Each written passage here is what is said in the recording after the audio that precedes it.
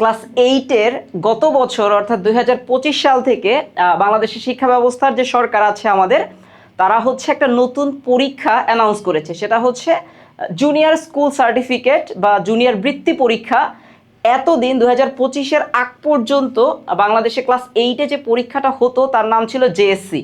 তো জেএসসি পরীক্ষা মোটামুটি সকল স্টুডেন্টকে দিতে হতো, বাট গত বছর অর্থাৎ 2025 থেকেই সরকার একটা নতুন অ্যানাউন্স করেছে, সেটা হচ্ছে যে বৃত্তি পরীক্ষা হবে। যে বৃত্তি পরীক্ষাটা না কিন্তু অনেক আগে থেকে বাংলাদেশে প্রচলিত হয়ে আসছিল। ঠিক যখন থেকে ক্লাস 8-এর জেএসসি পরীক্ষাটা চালু হয় তো তারপরে এই জেএসসি পরীক্ষাটা প্রায় অনেক দিন চালু ছিল, এবং গত বছর থেকে আসলে মূলত বৃত্তি পরীক্ষাটা চালু হয়েছে জেএসসি পরীক্ষার বদলে। সো জেএসসি পরীক্ষা আসলে এখন আর এক্সিস্ট করতেছে না, এখন বৃত্তি পরীক্ষা এক্সিস্ট করতেছে ক্লাস 8-এ। সো এই বৃত্তিটার নাম দেওয়া হয়েছে হচ্ছে জুনিয়র বৃত্তি পরীক্ষা। জুনিয়র বৃত্তি পরীক্ষা 2025 সালে প্রথম হয়েছে। এই বছরও জুনিয়র বৃত্তি পরীক্ষা 2026 অনুষ্ঠিত হতে যাচ্ছে। সো তোমাদের সাথে এবং আমাদের প্রাইম পাঠশালার যে সকল গার্ডিয়ানরা আছেন, যারা নিয়মিত আমাদের ভিডিওগুলো দেখেন, আপনাদের এই কনসেপ্টটা ক্লিয়ার করার জন্য আজকে আমরা ছোট্ট করে একটু ভিডিও করতে চাচ্ছি। সেটা হচ্ছে বৃত্তি পরীক্ষা মূলত কারা অংশগ্রহণ করতে পারে। জেএসসি পরীক্ষাতে কি ছিল? জেএসসি পরীক্ষাতে সকল স্টুডেন্ট, একটা ক্লাসের যদি 100 জন স্টুডেন্ট থাকে সেক্ষেত্রে সবাই জেএসসি পরীক্ষাতে অংশগ্রহণ করতে পারতেন। কিন্তু আমাদের যে বৃত্তি পরীক্ষা হবে সেখানে আনফর্চুনেটলি ক্লাসের সকল স্টুডেন্ট অংশগ্রহণ করার কোনো সুযোগ নাই। সরকারি সিদ্ধান্ত মোতাবেক হচ্ছে 25% স্টুডেন্ট। সো টোটাল স্টুডেন্টের 25% স্টুডেন্ট একটা ক্লাসের বৃত্তি পরীক্ষাতে অংশগ্রহণ করতে পারবেন, অর্থাৎ 75% স্টুডেন্ট আসলে বৃত্তি পরীক্ষাতে অংশগ্রহণ করতে পারবেন না। সো বৃত্তি পরীক্ষাটা মূলত কি?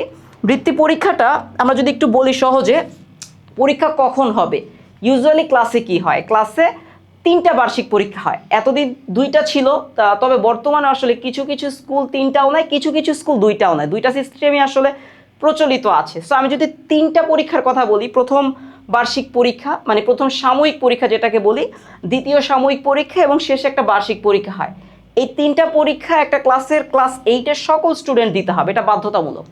এর পরবর্তীতে ক্লাসের 25% স্টুডেন্ট উইলিংলি, যদি ইচ্ছা থাকে, 25% যারা সিলেক্টেড তারা হচ্ছে বৃত্তি পরীক্ষাতে অংশগ্রহণ করবেন। এবং এই বৃত্তি পরীক্ষাটা আমাদের যে বার্ষিক পরীক্ষাটা হবে, বার্ষিক পরীক্ষাটা সচরাচর নভেম্বরের শেষে হবে, বা যদি কোনো অস্থিরতা বা কোনো সমস্যা থাকে সেক্ষেত্রে ডিসেম্বরের ফার্স্ট উইকে হওয়ার কথা বার্ষিক পরীক্ষাটা। তো ঠিক বার্ষিক পরীক্ষাটা শেষ করার পরেই আসলে বৃত্তি পরীক্ষাটা হয়, মোটামুটি 5 দিনের একটা পরীক্ষা। সো এই যে বৃত্তি পরীক্ষাটা, এটা মূলত আমরা ধরে নিতে পারি আমাদের ডিসেম্বর 2026 সালের বৃত্তি পরীক্ষাটা আমাদের ডিসেম্বর 2026 সালেই অনুষ্ঠিত হবে, আমরা ধরে নিতে পারি এটাই হওয়ার কথা বার্ষিক পরীক্ষার পরে। ওকে, সিলেবাসটা আসলে কি? সিলেবাসটা হচ্ছে বৃত্তি পরীক্ষাতে আমাদের ক্লাস 8-এ নর্মালি অনেকগুলো সাবজেক্ট আছে। সো এর মধ্যে সবগুলোতে বৃত্তি পরীক্ষায় অংশগ্রহণ করা লাগবে না। আমাদেরকে মোটামুটিভাবে 5টা সাবজেক্ট। প্রথমটা হচ্ছে আমাদের বাংলা, একটা হচ্ছে আমাদের বাংলা, একটা হচ্ছে আমাদের ইংলিশ,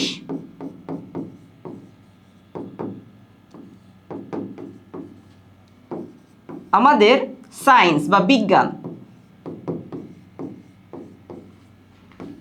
আর 2টা হচ্ছে আমাদের বাংলাদেশ এবং বিশ্ব পরিচয় এবং গণিত।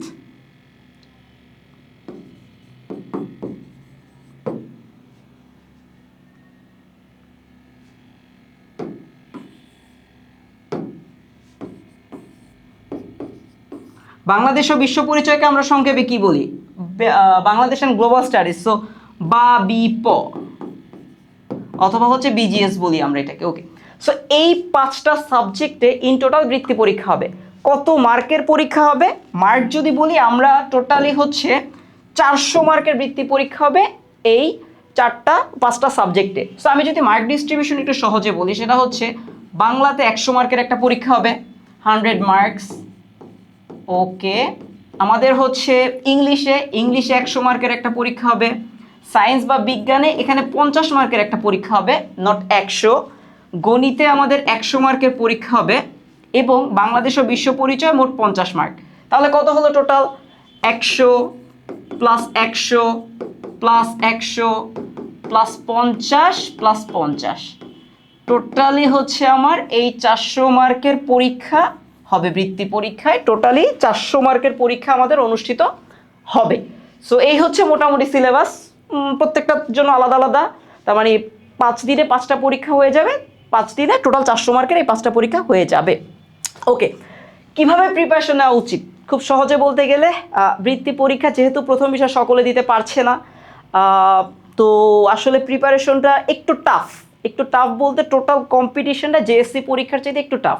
জেএসসি পরীক্ষাতে কি হইতো, সকলেই আমরা অংশগ্রহণ করতে হইতো এবং কারোর রেজাল্টে আসলে অন্যজনের উপর ইম্প্যাক্ট পড়তো না। এখানে যদি আমার 1 লাখ বাংলাদেশি পরীক্ষার্থী থাকে, 1 লাখের 1 লাখই চাইলে এ প্লাস পাইলে কারো কোনো সমস্যা নাই। কিন্তু বৃত্তি পরীক্ষাতে একটা নির্দিষ্ট পরিমাণ সরকার বৃত্তি দান করবে বা বৃত্তি দিবে। তো সেক্ষেত্রে হচ্ছে পরীক্ষাটা হাইলি কম্পিটিটিভ একটা এক্সাম। সো খুব সহজে যদি বলি, কম্পিটিশন বা কম্পিটিটিভ এক্সাম জেতার জন্য সবচেয়ে জরুরি যে জিনিস সেটা হচ্ছে স্ট্র্যাটেজি। এখানে আপনি যদি বৃত্তি পেতে চান বা তোমরা যদি আসলে বৃত্তি পেতে চাও, তোমাকে আসলে স্ট্র্যাটেজি ফলো করতে হবে।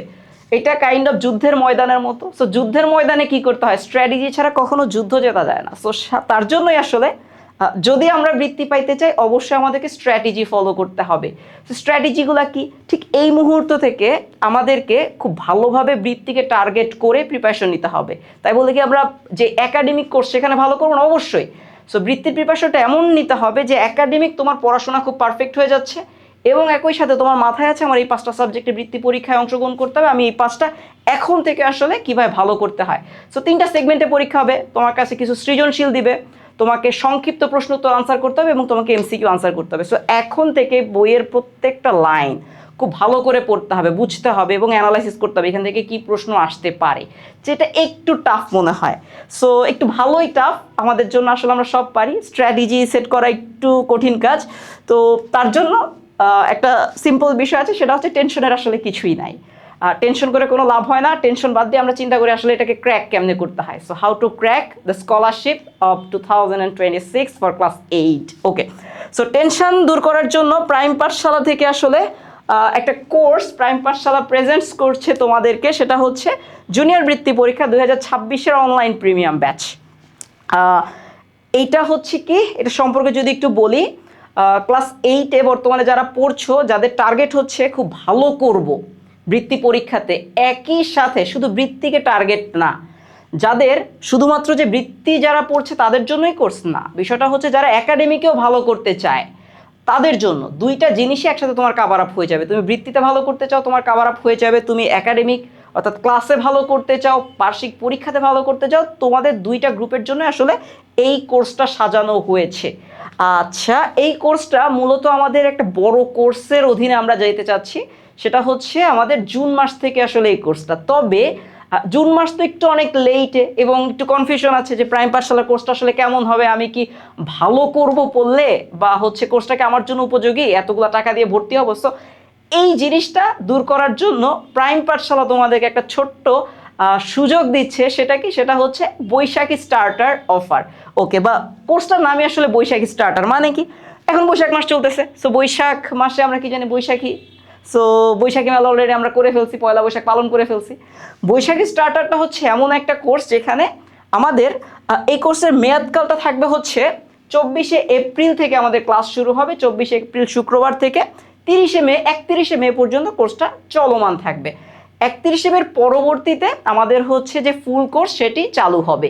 সো এই হচ্ছে আমাদের কোর্সের একটা ডিটেইলস। এখন বিষয় হচ্ছে যে এই কোর্সের সবচেয়ে লাস্ট যে ইম্পর্টেন্ট বিষয় সেটা কি, সেটা হচ্ছে কোর্স ফি কত।